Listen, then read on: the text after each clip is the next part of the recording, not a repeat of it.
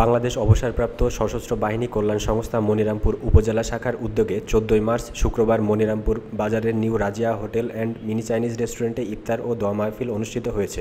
ইফতার পার্টিতে মনিরামপুর উপজেলার অবসরপ্রাপ্ত সেনা, নৌ ও বিমান বাহিনীর সদস্যগণ উপস্থিত ছিলেন। পবিত্র মাহে রমজান উপলক্ষে একে অপরের ভ্রাতৃত্ববোধ এবং আন্তরিকতা বৃদ্ধি পাবে বলে অনেকেই বলেন। কেন্দ্রীয় কমিটির যুগ্ম প্রচার সম্পাদক জাহিদ হোসেন সংগঠনের সদস্যদের উদ্দেশ্যে বলেন, আমরা একই পরিবার, আপনাদের সুখ দুঃখের কথা আমাদের কাছে শেয়ার করবেন, আমরা আমাদের সাধ্যমতো সমাধানের চেষ্টা করব ইনশাআল্লাহ, এবং সরকারের যে কোনো প্রয়োজনে অবসরপ্রাপ্ত সশস্ত্র বাহিনী কল্যাণ সংস্থা কাজ করে যাবে। ইফতারের আগে সংগঠনের যে সকল সদস্যরা মৃত্যুবরণ করেছেন তাদের রুহের মাগফিরাত কামনা করে এবং দেশের কল্যাণের জন্য দোয়া করা হয়। উক্ত ইফতার পার্টিতে উপস্থিত ছিলেন senior warrant officer Mohammad Yunus Ali, অবসরপ্রাপ্ত উপদেষ্টা, অবসরপ্রাপ্ত সশস্ত্র বাহিনী কল্যাণ সংস্থা বাংলাদেশ কেন্দ্রীয় কমিটি মোহাম্মদ হাফিজুর রহমান সভাপতিসহ আরও সদস্যগণ।